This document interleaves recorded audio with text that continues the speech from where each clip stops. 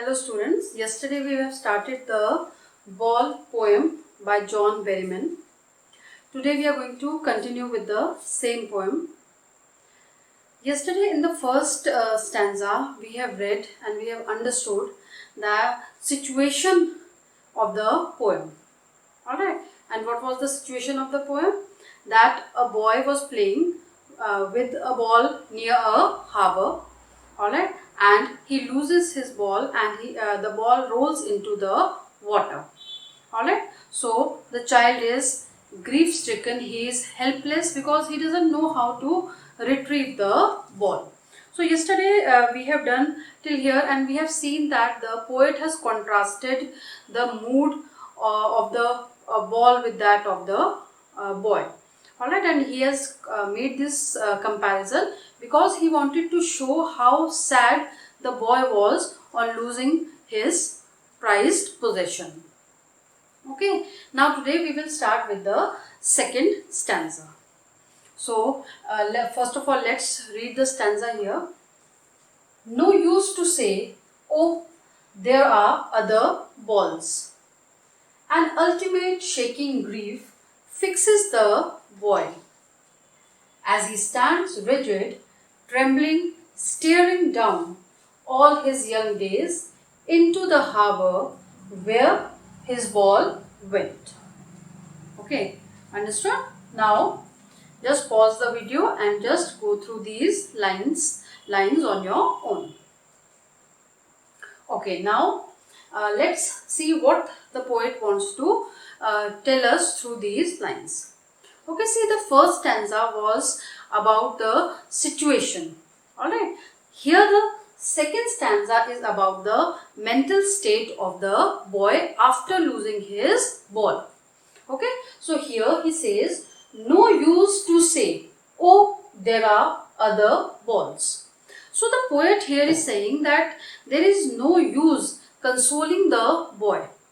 Alright, there is no use if we say that don't worry about your ball, we are going to buy you another one. There are other balls. There is no use of saying because we will never be able to substitute that.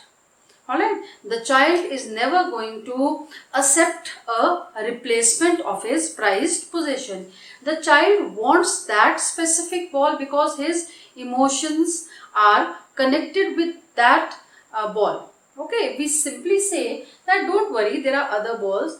That is not going to help the boy in any way.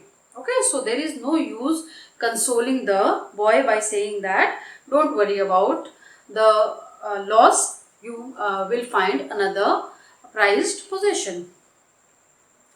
Now the next is an ultimate shaking grief fixes the boy.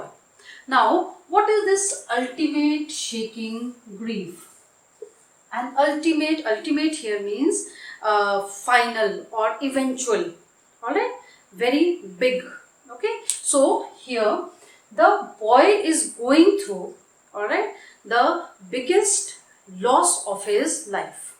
Again, I am telling you, don't see from your point of view or don't see from somebody else's point of view. See from the point of view of the child. Okay, for him, it was the biggest loss. Okay, because he has lost something valuable to him. So, the poet says here, an ultimate, biggest, eventual, alright, final, shaking grief fixes the boy. Alright, this loss is such a huge loss in his life that he is shaking because of that sadness. Alright, because sometimes when you are very sad, what happens? Your body starts trembling because of that sadness, because of that sorrow.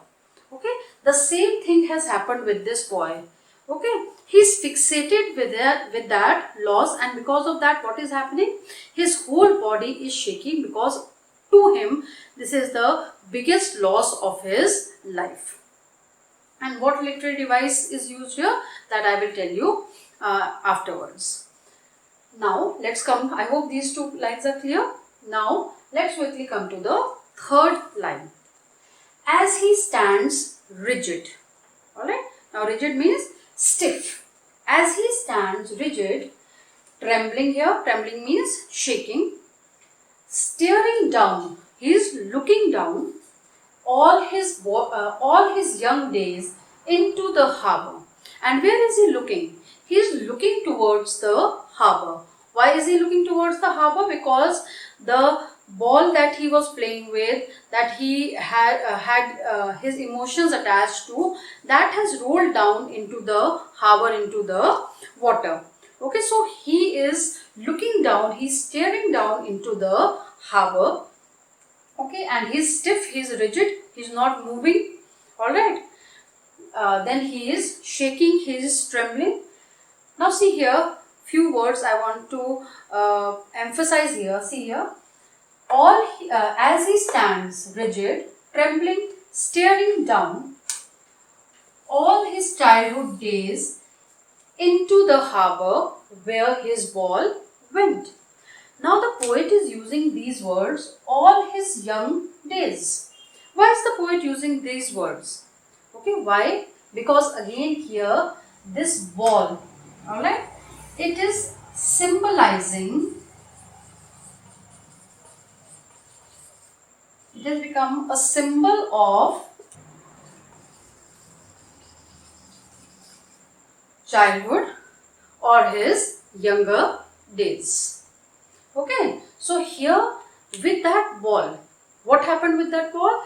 His memories that were attached or associated with that ball of his childhood or of his younger days, that also went with that. Okay, so here this ball is symbolizing the childhood or the younger days of the boy. And the other thing that it is symbolizing is the innocence of the boy, because from now the child will become maturer. Alright, he will understand that he should take care of his things. Okay, so these things are there. So when he is looking into the harbor, alright, and he is looking at that ball that is in the water.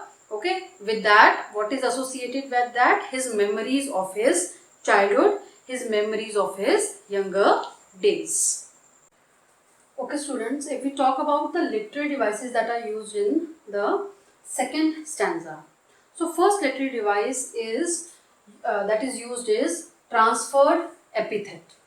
Alright, first is transferred epithet. Now what is this transferred epithet? Transferred epithet is that when an adjective is not used with the noun that it is qualifying, but it is used with some other noun. Okay, for example, if we see here in this, we had read ultimate shaking grief. Alright, so if we see these two words, shaking, grief. Now you tell me who was shaking, whether the grief was shaking or whether the boy was shaking. What is the answer? Who was shaking? Yes, the boy was shaking. But what has the poet done? Instead of using the shaking boy, alright, or the shaking child, what did the poet do? He said that ultimate shaking grief. Okay, so the adjective is not used with the word, with the noun that it is qualifying, but it is being used with some other noun. Okay, so here in shaking grief, we are using the literary device transferred epithet. I hope you have noted this. Okay. Then the second literary device that is used in this stanza is enjambment. Alright. Enjambment, you already know that when the line does not end with a punctuation mark, instead of that it continues in the next line. So here in line number 6, if you see, alright, the same line, an ultimate shaking grief, if you see that. Okay, and it is going on to the next line. As he stands rigid, trembling, staring down. Here also no punctuation mark is there. Then next line also, harbor where, there also no punctuation mark is there. Alright, so we will end it with his ball went in line number 9. So from line number 6 to line number 9, we are using enjambment. Okay students, now let's come to the third stanza here. First, let's read the stanza. I would not intrude on him, a dime, another ball is worthless. Now he senses his first responsibility in a world of possessions. People will take balls. Balls will be lost always, little boy. Alright. So here, first of all, let's see the first and the second line. I would not intrude on him. So who is this I here? I here is the poet. So the poet is saying that I am not going to intrude, or I am not going to interfere on him. And who is this him? The young boy. Okay, so the poet here is saying that I am not going to interfere with the emotions of this boy. Okay, I am not going to I will not try to console this boy, and I will not try to interfere in his emotions, in his intense emotions, where life has snatched something precious from him. Okay, a dime, another ball is worthless. Okay, so he's saying that I'm not going to intrude into, by simply telling this boy that this ball that you have lost, it was only for a dime. Dime is a very low currency rate. Okay, so that means suppose in pesos. Alright, suppose 10 rupees. 10 rupees is not a huge amount. So he's saying that I'm not going to tell this little boy that the ball that you have lost, it is not very expensive. So you can easily buy another ball. Okay, so another ball is worthless. Okay, so see here he's saying that I am not going to intrude into this boy's emotions because it is worthless. Alright, why is it worthless to say all these things, that this ball is, you can buy another ball, or this ball that you have lost is very inexpensive.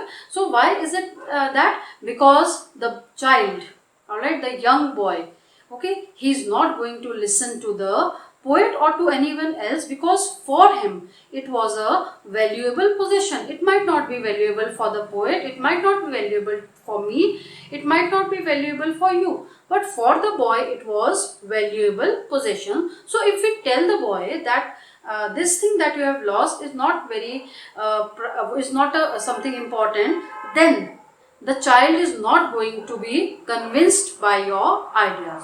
So he's saying that I will let this boy, alright, be, and I am not going to interfere with his emotions. I hope these two lines are clear. Okay, let's move to the next line. Now. Okay, now means after he has lost his ball, and after he has suffered this loss in his life. Now he senses his first responsibility in a world of possessions. In a world of possessions, underline this, in a world of possession means in a materialistic world. Okay, so now the poet here, he is saying that this boy, after he has lost something, now he has become a mature boy.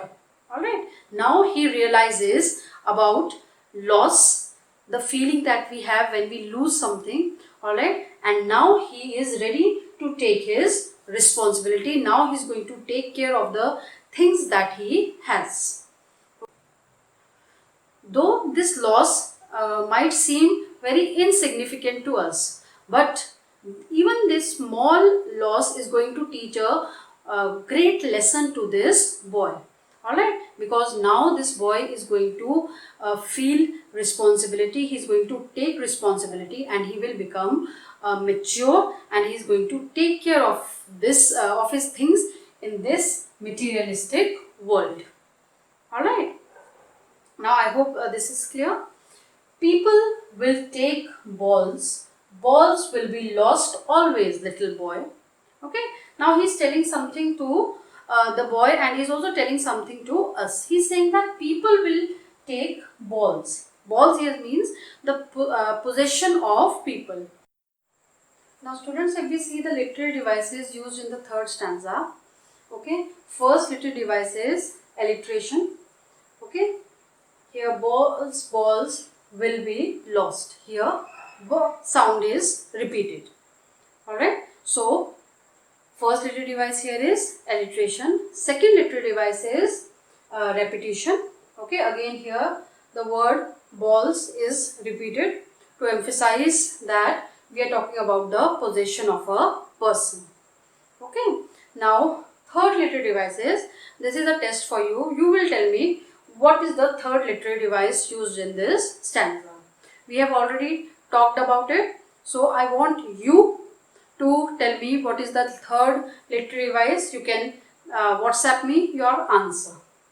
Okay, students. So, let's start with the last stanza. Let's first read it.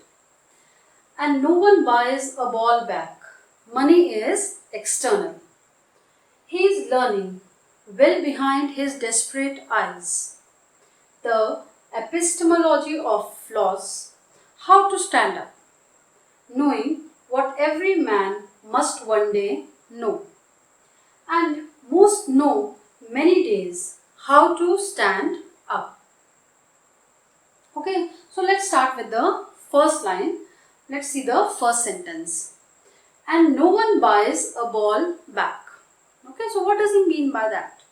Okay, so he's saying that no one can buy that ball back. Okay, if we go to the market, alright, we buy another ball.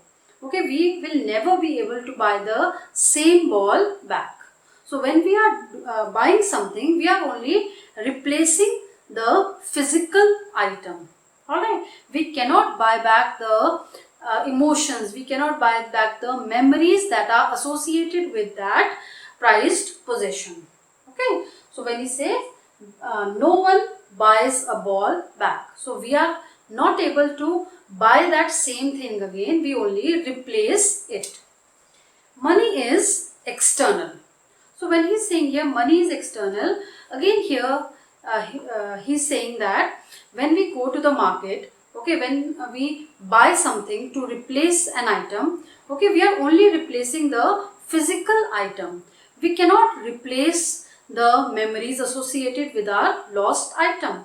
We will not be able to buy the same thing again. Suppose I have this pen. If I lose this pen, alright, I will go to the market, I will buy another pen. I am going to replace this pen. I cannot buy back my lost pen.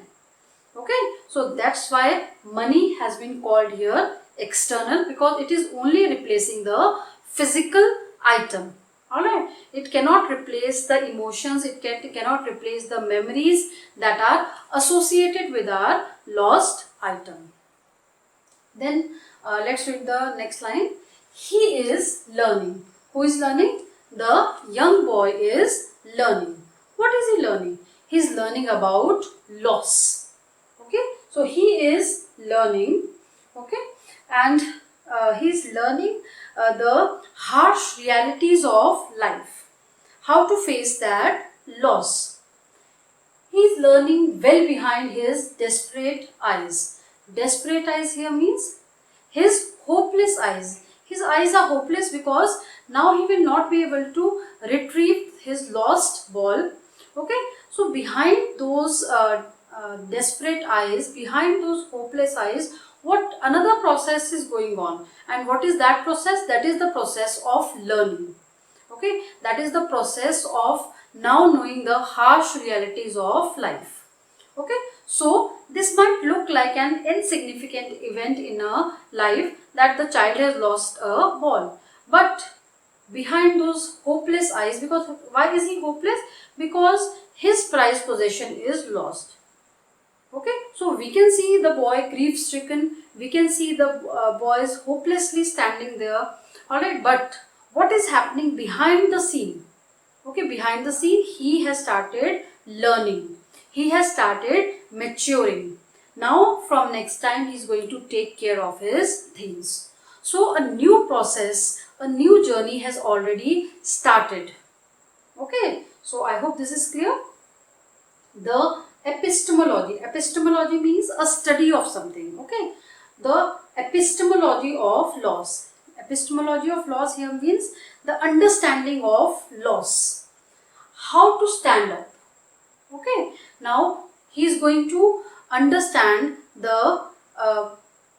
He will understand about loss. Okay, what happens when you lose something? He will understand the emotions that are associated when we lose something. Okay, and he will also learn how to stand up.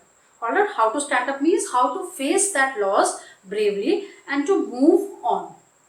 Then, knowing what every man must one day know. And he is going to learn, he is going to know what every man will learn and must learn, and that is to face loss. Okay, he will learn that there are ups and downs in life. Okay, that does not mean that we'll give up. That simply means that when we face loss, we have to get up, we have to stand up, and we have to face the loss bravely. So he is going to know what every man must know, and most know many days. And most of the people are there who knows these things, and what do? They stand up. They know how to stand up. They know how to face the loss bravely. Okay, so this is what he is telling us, that when he is learning all these things, he is learning how to stand up, he is learning the harsh realities of life, he is learning the ups and downs of the world. Alright, and every man faces this. It is not something that is that is only for this boy. Okay, this is a universal fact. Okay, this is universal. Everybody, every human being that is born, alright, they have to face loss. They have to understand loss. They have to go through sadness. They have to go through grief. But they also have to learn to stand up, to face this loss, and to keep on moving continuously. Alright. So, this is the end of the stanza here.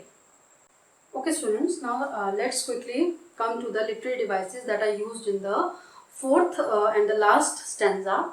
First literary device used here is alliteration. Okay, in this line, and no one buys a ball back, the b sound is repeated again. Now if we come to the next literary device, the next literary device is repetition. Okay, here if we come to the second last line of the stanza, knowing what every man must one day know, and most know many days how to stand up. So here the word know has been repeated again and again. And why is it used or repeated again and again? To emphasize the incident of loss. Alright, to emphasize that loss takes place in a person's life throughout. Alright, and one has to face loss and one has to be brave enough to face it. Okay, so that is there. Now, if we come to the second example of repetition, here in the third last line. Okay, we'll start with the third last line. The epistemology of loss, how to stand up. So, underline here, how to stand up. Knowing what every man must know, must one day know, and most know many days how to stand up. So, here the phrase how to stand up has been repeated twice. Okay, so here why is the poet using this how to stand up again? Because he wants to show to the people that one needs to be brave and one should move on. Okay, we should not be afraid of it and we should move on. Now, the third literary device is, again I am leaving it as a question to you. What is the third literary device used here? In the previous stanza and this stanza, both are the same literary devices. So, if you have the answer, you can give it to me through WhatsApp. Alright. Now, with this we come to the end of this poem. I hope you have understood the poem. If you have not understood any part of this poem, please feel free to contact me. Don't keep on piling up it as a burden and waiting for the doubt class. That will be done, but before that you can contact me anytime. Till we meet next in the next class. Thank you.